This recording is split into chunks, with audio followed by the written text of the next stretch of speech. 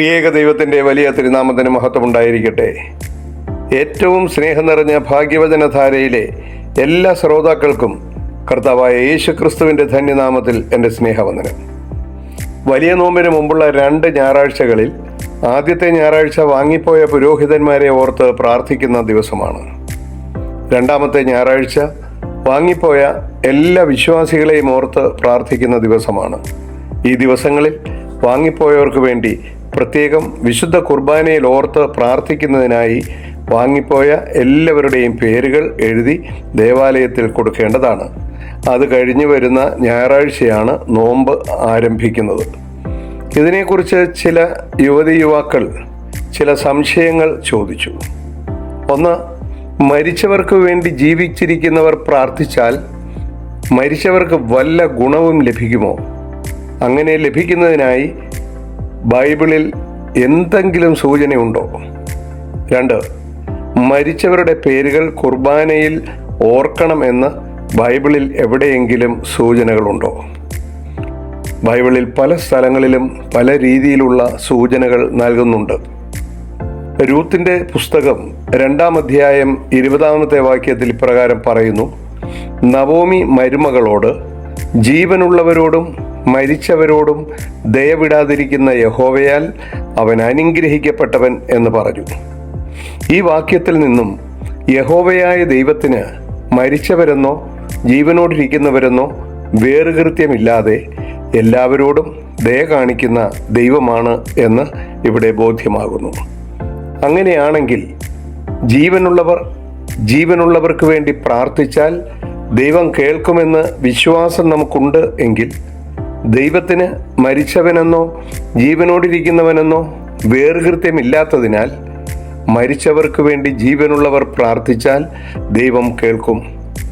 മരിച്ചവർ ജീവനുള്ളവർക്ക് വേണ്ടി പ്രാർത്ഥിച്ചാലും ദൈവം കേൾക്കും. ഉദാഹരണത്തിന്, സാരാഫാത്തിലെ വിധവയുടെ മരിച്ചുപോയ മകനു വേണ്ടി ഏലിയ പ്രവാചകൻ പ്രാർത്ഥിച്ചപ്പോൾ അവൻ്റെ മേൽ പ്രാണൻ വന്ന് അവൻ ജീവനുള്ളവനായി മാറിയെന്ന് ബൈബിളിൽ നാം വായിക്കുന്നു. 1 രാജാക്കന്മാർ 17-ാം അധ്യായം 21-22 വാക്യങ്ങളിൽ ഇപ്രകാരം പറയുന്നു: പിന്നെ അവൻ കുട്ടിയുടെ മേൽ 3 പ്രാവശ്യം കവിണ്ണു കിടന്നു. എൻ്റെ ദൈവമായ യഹോവയെ, ഈ കുട്ടിയുടെ പ്രാണൻ അവനിൽ മടങ്ങി വരുമാറാകട്ടെ എന്ന് യഹോവയോട് പ്രാർത്ഥിച്ചു. യഹോവ ഏലിയാവിൻ്റെ പ്രാർത്ഥന കേട്ടു. കുട്ടിയുടെ പ്രാണൻ അവനിൽ മടങ്ങി വന്ന് അവൻ ജീവിച്ചു. പുതിയ നിയമത്തിൽ യേശുക്രിസ്തു മരിച്ചുപോയ ലാസറിനെ ഉയർപ്പിച്ച സംഭവം നമുക്കെല്ലാവർക്കും അറിയാവുന്നതാണ്.